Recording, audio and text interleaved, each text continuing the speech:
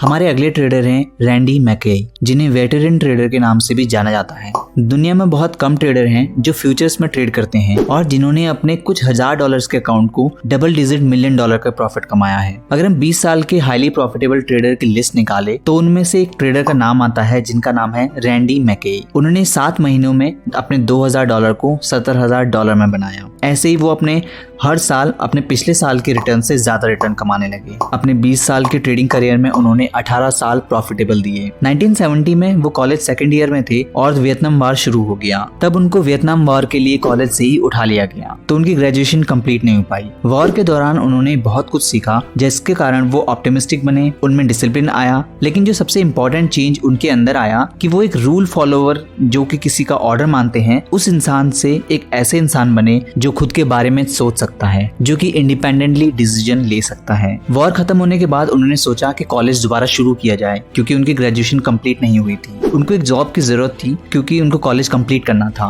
उनका भाई Chicago mercantile exchange में ब्रोकर का काम करता था। उसने उन्हें एक फ्लोर रनर की जॉब दिला दी। वो सुबह काम करते थे और दिन में स्कूल जाते थे और शाम को पढ़ाई करते थे। वो एक क्लिनिकल साइकोलॉजिस्ट बनने की पढ़ाई कर रहे थे। जब उनका कॉलेज खत्म होने वाला था तो 1972 में CME ने एक सब डिवीजन लॉन्च किया IMM इंटरनेशनल मॉनेटरी मार्केट का, जिसकी सीट उस टाइम पर $1 लाख की मिल रही थी, जो कि आज बनती है लगभग $500,000 के करीब। इतनी महंगी सीट होने के कारण उन्होंने उसे खरीदने के बारे में सोचा भी नहीं। फिर एक्सचेंज ने इस डिवीजन में लोगों को लाने के लिए $10,000 में सीट्स बेचने लगे। इसके अलावा जो भी एक्सचेंज में पहले से काम करते थे उनको एक एक सीट फ्री मिली। रैंडी मैकेई के भाई को भी वो सीट मिली, पर उन्हें उस टाइम पे उसकी जरूरत नहीं थी, तो उन्होंने वो सीट रैंडी मैकेई को दे दी। ट्रेडिंग फ्लोर में काम करते करते उन्हें नंबर्स अच्छे लगने लगे। उन्हें हमेशा से स्ट्रेटेजी वाले गेम अच्छे लगते थे, जैसे कि ब्रिज और चेस। वो प्राइसेस को फ्लक्चुएट करके देखते थे और गेस करते थे कि मूव किस तरफ आएगा। वो ट्रेडिंग फ्लोर में 2 साल तक काम करते रहे।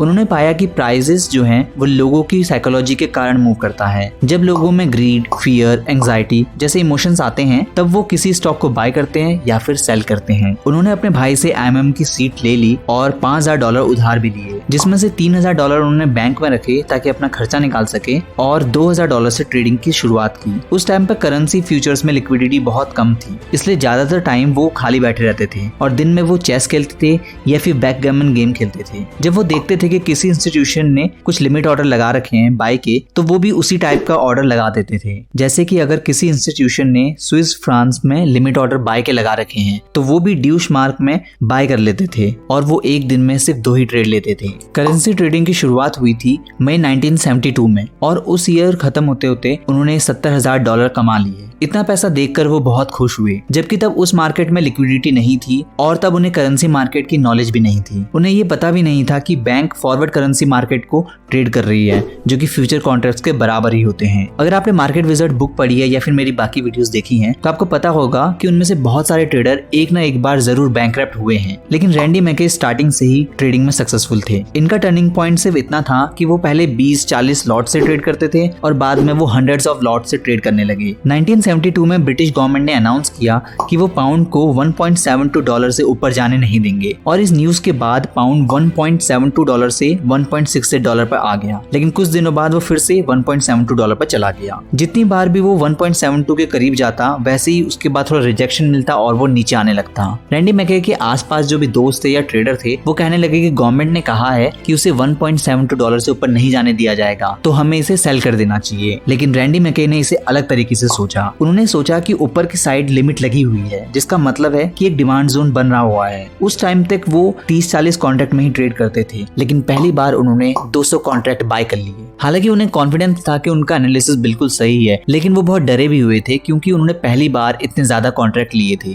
इसलिए उन्हें नींद नहीं आती थी। वो रोज बैंक ऑफ इंग्लैंड में कॉल करते थे और पाउंड का रेट पूछते थे कि वो ऊपर गया या नहीं गया। और एक सुबह ऐसा ही हुआ, उन्होंने कॉल किया और वहां से जवाब आया कि पाउंड $1.7250 पर चला गया है। वो इतने एक्साइटेड हुए कि उन्होंने अपने सारे दोस्तों को कॉल करके बताया कि हाँ, मैंने प्रॉफिट कमाया है ये। और 3-4 महीने बाद ब्रिटिश पाउंड $1.9 पर गया, तब जाके उन्होंने उसमें एग्जिट लिया। गया। उस ट्रेड में उन्होंने $1.3 मिलियन कमाए। वो कहते हैं कि उस टाइम पर मार्केट काफी आसान थी ट्रेड करने के लिए, लेकिन 1980s के बाद मुश्किलें बढ़ गई। 1970 में जब इन्फ्लेशन बढ़ा तो उसके कारण मार्केट में बहुत बड़े बड़े मूव आने लगे और लोगों का पार्टिसिपेशन भी बढ़ गया। और 1980s में इन्फ्लेशन घटने लगा, तब प्राइस मूव भी कम होने लगे और लोगों का पार्टिसिपेशन भी कम होने लगा, क्योंकि मोस्टली जो रिटेल ट्रेडर होते हैं वो बुलिश ही रहते हैं। वो कहते हैं कि मैं मार्केट एक्शन को देखता हूँ और फंडामेंटल भी, लेकिन ऐसे नहीं जैसे बाकी लोग देखते हैं। बाकी लोग सोचते हैं कि जैसे मार्केट में सप्लाई जोन ज्यादा बन गया है तो फिर मार्केट नीचे आनी चाहिए। इसके बजाय वो देखते हैं कि मार्केट फंडामेंटल, जब कोई न्यूज आती है, कोई इन्फॉर्मेशन फंडामेंटल की आती है, तब लोग उस पर रिएक्ट कैसे कर रहे हैं और वो उसके बेसिस पर ट्रेड लेते हैं। रैंडी मैकई का मानना था कि जब ट्रेड आसान होता है तभी वो ट्रेड लेते हैं, अगर वो मुश्किल होता है तो वो नहीं लेते हैं। वो कहते हैं कि जब एक बड़ा मूव आता है तो स्टार्टिंग का पॉइंट बहुत मुश्किल होता है, क्योंकि लोगों को नहीं पता कि वो किस तरफ जाएगा, वो ऊपर जाएगा या नीचे जाएगा। और जो उस मूव का टॉप होता है वो भी मुश्किल होता है, क्योंकि प्रॉफिट जो है लोग बुक करने लग जाते हैं, जिसकी वजह से मार्केट बहुत चॉपी हो जाती है। लेकिन जो मिडिल का पार्ट होता है वो बहुत आसान होता है। और वो कहते हैं कि मैं हमेशा उसी पार्ट को ट्रेड करता हूँ, मैं टॉप या बॉटम पकड़ने की कोशिश कभी नहीं करता।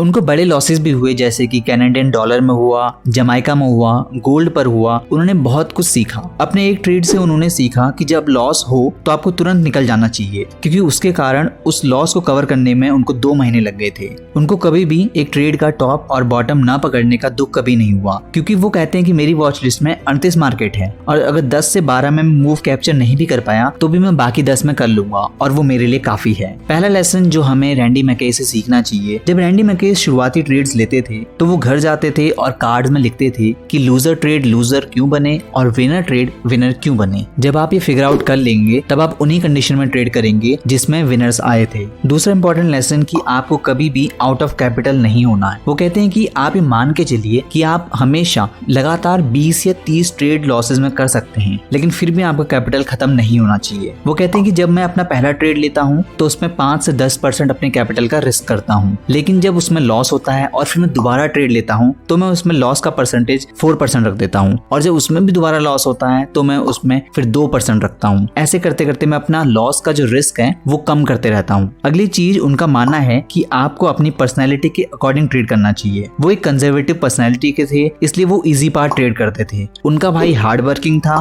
तो वो स्प्रेड ट्रेड्स लेते थे। वो कहते हैं कि जो ट्रेडर लॉस कर रहे हैं और वो अपने ट्रेड को एनालाइज करते हैं और वो डिसाइड कर लें कि अगर मैं सिर्फ विनर्स को ही ट्रेड करूंगा तो वो सक्सेसफुल हो सकते हैं। अगर आपको अपना ट्रेडिंग का पर्सनैलिटी चूज करना है तो आपको सिर्फ कुछ क्वेश्चंस के जवाब देने हैं, जैसे कि आप फंडामेंटल ट्रेड करते हैं या टेक्निकल, सिस्टम ट्रेडिंग यूज करेंगे या डिस्क्रिशनरी, पोजिशनल ट्रेडिंग यूज करेंगे या फिर स्प्रेड, या लॉन्ग टर्म ट्रेड यूज करेंगे या फिर short term, aggressive trade use करेंगे या फिर कंजर्वेटिव। ये हर 2 ऑप्शन है, इनमें से आपको एक एक चूज करना है। आपको फंडामेंटल टेक्निकल में से एक चूज करना है, सिस्टम ट्रेडिंग और डिस्क्रिशनरी में से भी एक चूज करना है। ऐसे करते करते आपकी जो पर्सनालिटी है वो आ जाएगी। जैसे कि आप सिस्टम ट्रेडिंग यूज करेंगे और पोजीशन ट्रेडिंग यूज करेंगे, उसमें भी आप शॉर्ट टर्म यूज करेंगे और थोड़ा कंजर्वेटिव अप्रोच। इसमें एक पॉइंट आपको रिस्क बताता है, दूसरा आपको पोजीशन साइजिंग बताएगा और तीसरा आपका टेन्योर बताता है। तो इस एक्सरसाइज से आपको ये पता लग जाएगा कि आपकी ट्रेडिंग की पर्सनालिटी है कौन सी। और एक आखिरी चीज जो कि रैंडी मैकई को सक्सेसफुल बनाती है कि जिस ट्रेड में वो कॉन्फिडेंट होते हैं वो उसमें पोजीशन ज्यादा रखते हैं, और जिसमें उनको कॉन्फिडेंस कम होता है उसमें वो पोजीशन कम रखते हैं। ये पोजीशन साइजिंग और रिस्क कंट्रोल से बहुत इंपॉर्टेंट फर्क पड़ता है, क्योंकि जिस ट्रेड में आपको कॉन्फिडेंस है आप उसमें 100 लॉट ले सकते हैं, लेकिन जिसमें आपको नहीं है, जिसमें कॉन्फिडेंस नहीं है, तो आप उसमें टेस्टिंग के लिए 1 लॉट ले सकते हैं, फिर धीरे धीरे बढ़ा सकते हैं, 1, 10 ऐसे करके आप बढ़ा सकते हैं। तो ये बहुत ही इंपॉर्टेंट टॉपिक है जो कि आपको सीखना चाहिए अगर आप एक सक्सेसफुल ट्रेडर बनना चाहते हैं। रैंडी मैकई जाने जाते हैं as the founder and CEO of the trading predator company. वो 20 साल से ट्रेड कर रहे हैं। उनकी 2 पॉपुलर ट्रेडिंग स्ट्रेटजीज हैं, जिसमें सबसे पहला है प्रीडेटर मेथड। इस अप्रोच में वो ट्रेंड के साथ ट्रेड करते हैं, लेकिन एक ट्विस्ट के साथ। उसमें ट्रेंड की डायरेक्शन को प्रेडिक्ट करने के बजाय वो उसमें प्राइस एक्शन की अपॉर्चुनिटीज को देखते हैं जो कि ट्रेंड के अंदर बन रही हैं। इसका मतलब ये है कि ट्रेंड के अंदर जो एंट्री पॉइंट और एग्जिट पॉइंट बनते हैं उनको वो देखते हैं और उनके बेसिस पे ट्रेड करते हैं। प्रेडेटर मेथड में टेक्निकल एनालिसिस के साथ साथ वो कुछ टूल्स यूज करते हैं, जैसे कि support and resistance level, moving averages, Fibonacci retracement. In tools की मदद से वो एंट्री पॉइंट और एग्जिट पॉइंट को डिफाइन करते हैं और पोजीशन साइजिंग भी इसी मेथड से डिसाइड करते हैं। दूसरी उनकी पॉपुलर ट्रेडिंग स्ट्रेटजी है स्नाइपर मेथड। ये भी सिमिलर है प्रेडेटर मेथड से, लेकिन इसमें टाइम फ्रेम भी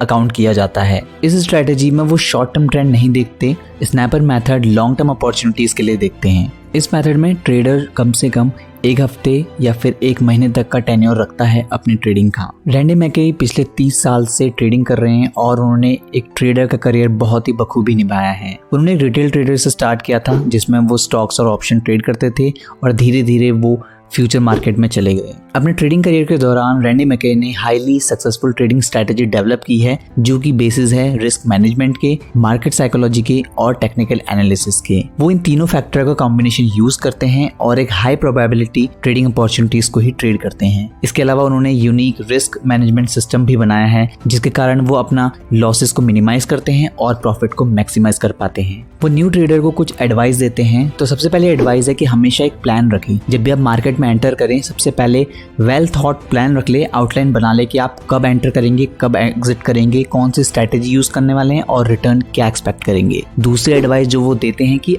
मार्केट को समझिए।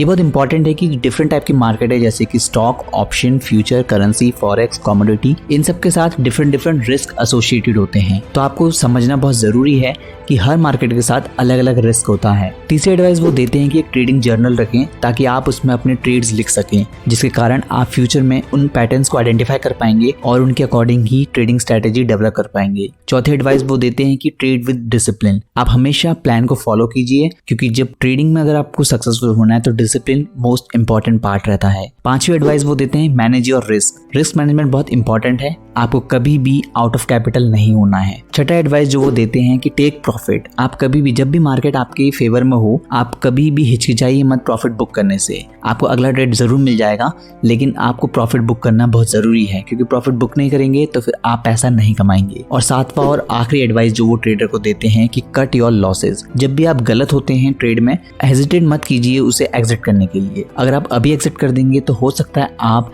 जो कुछ दिनों बाद जो बड़ा लॉस हो सकता है उससे आप बच जाएंगे। इसके बजाय आपको लॉसेस बुक कर लेने चाहिए ताकि आप जब छोटे लॉस बुक करेंगे तो आपके पास कैपिटल होगा, आप उसको नेक्स्ट अपॉर्चुनिटी में यूज कर सकते हैं। ऐसे ही वर्ल्ड क्लास ट्रेडर की लाइफ स्टोरी और उनके ट्रेडिंग लेसन को जानने के लिए चैनल को सब्सक्राइब करें और लाइक जरूर कीजिएगा, बहुत ही मोटिवेशन मिलता है। और शेयर जरूर कीजिएगा अगर आप हमें सपोर्ट करना चाहते हैं तो।